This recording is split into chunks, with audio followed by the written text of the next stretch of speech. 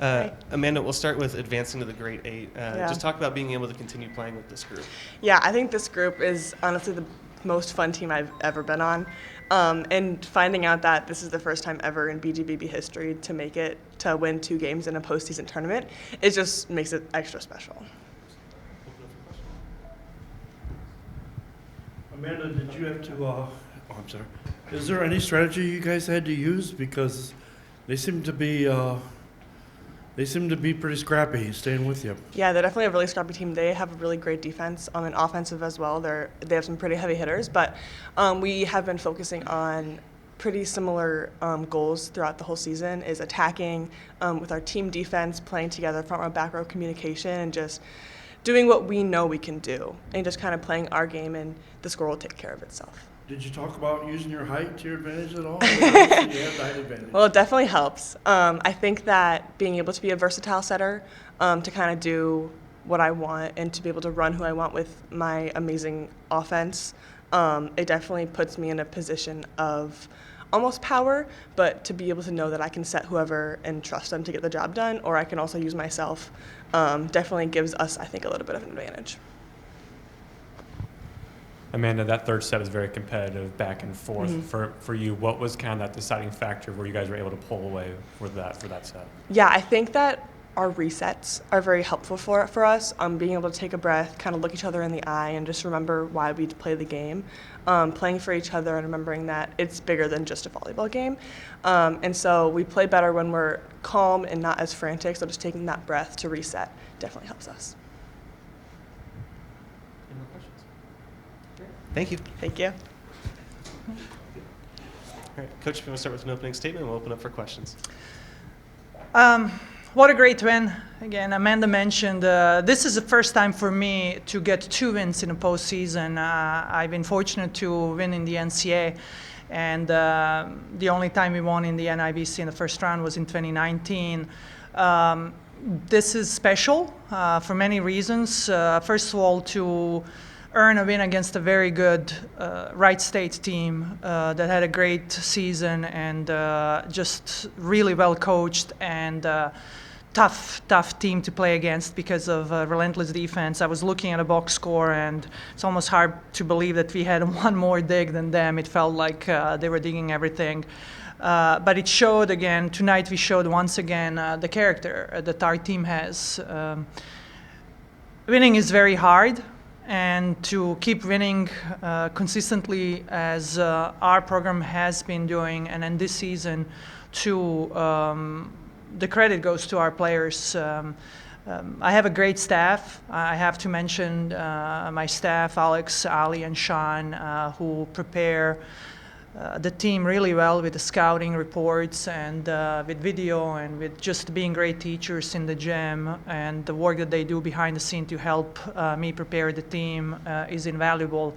But tonight it was about the team, showing that it still matters, that this team wants to continue this journey together, and we want to continue writing this story, and the ending is going to come. It's inevitable. I'm just glad that it didn't happen tonight, that we have hopefully few more matches in us. I told the team before in the locker room before the match that we are good enough to win this whole thing. I don't think we are good enough to win the NCAA, and that's a reality. But for us to go and compete and try to win the NIVC, I think it's a realistic goal. But we needed to take care of business tonight. I don't know who we're going to play next week and where we're going to play. We'll see that. But tonight was a great night for our program, and we made a big step elevating again our program in a new way when it comes to postseason. Open up for questions. Coach, I was wondering if you could speak on Sydney Hernandez's performance over the past 2 days and her stepping into the libero role with LaPinta out. Yeah, Sydney, I'm looking at 15 digs again, a solid defensive game. Serve receive, I don't have the stats for serve receive. I thought she did well. I think she probably passed over 2.0. We have a scale.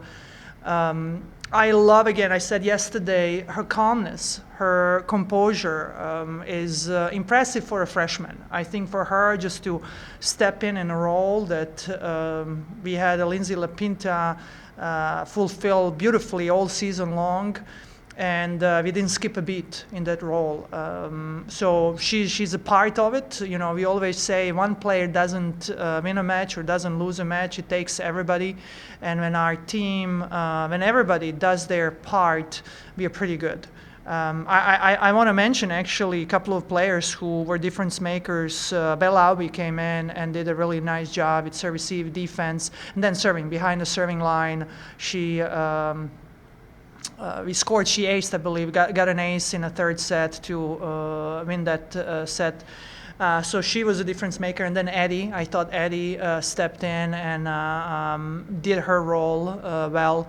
And then everybody else, you know, Mia did her thing. Mia was again efficient, double digit. How many did she end up with? 14, hitting 400. I mean 430, 400. Lauren doing what Lauren does, just unbelievable. With 16 kills, you know, stats are stats. I think you can look at a box score and say, yeah, these players did well. To me, how we played, when we played well, to show the courage and the grit and resiliency is what matters to me more than numbers. You know, we had matches. I mean, this season we won on the paper and we lost on the scoreboard. I challenged the team to compete 1 point at a time and to have a dignity of effort at the end. We started the fourth set really, really slow, and during that timeout, I asked them to choose why they're playing tonight and to show a little bit more of dignity of effort, because I didn't think we were doing that. What I appreciate about this team, that all season long, they always responded to, I'm going to call it challenges, but coaching. They're coachable. You know, when we ask them to do something, they will go in and make those changes. So, yeah, you asked me about Sydney, and I just gave you a full review of the whole team.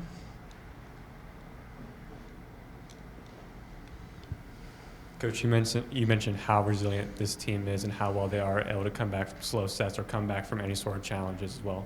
If you could describe this group in one word, what word would you use and why?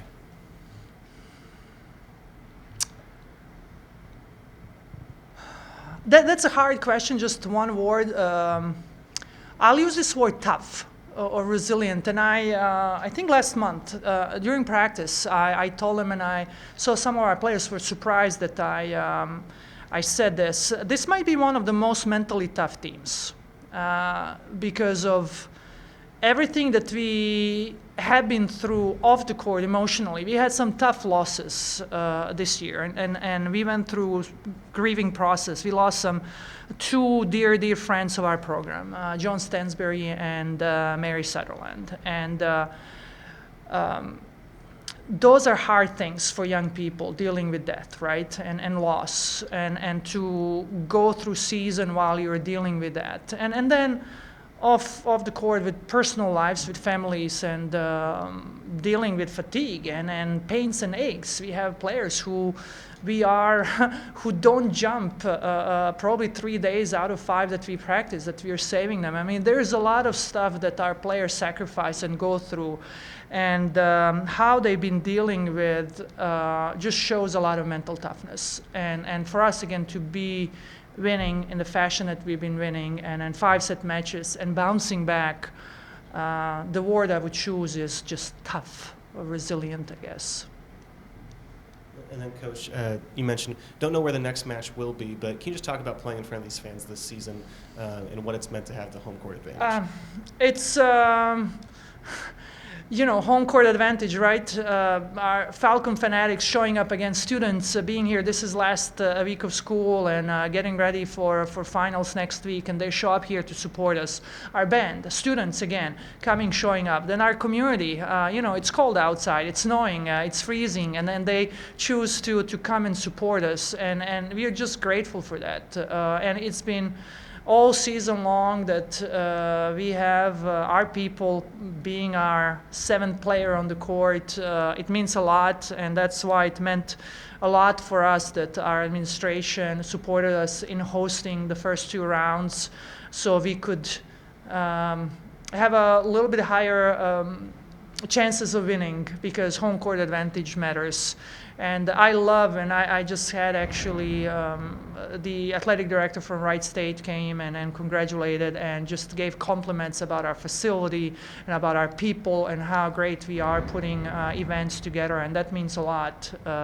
And it matters again for our university. I want to thank again everybody who showed up all season long, not just tonight. It's a big reason. I want to remind people we have a very low rate of transfers, and it's unheard of. When our colleagues find out how few of our athletes transfer, they're in shock. And the big reason for that is our community. Our players, when they come to Bowling Green, they feel like they're at home. They're embraced by our community, by our fans. We have a lot of kids from overseas whose parents are never here to see them play, but they have other fans who come and give them hugs and tell them how great they did, and then just seeing them on campus around town, making them feel like they're part of Bowling Green community means a lot. And I do believe that that's a part of our players, the retention that we have here, and it matters. I just want to say how grateful I am and our program is for everything that BGSU and Falcon fans do for us. Any other questions? Thank you, Coach. Thank you.